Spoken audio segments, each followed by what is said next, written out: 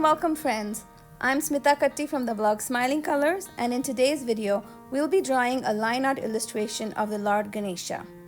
Worshipped as the elephant-headed god, he is revered all through India, and I love creating paintings and artwork of Ganesha. Today I'll be using just a pen and a piece of paper. A pencil would be helpful as well, and let's get started. I have a pencil sketch in place. I like to have a pencil sketch underneath because there are so many overlapping elements in this.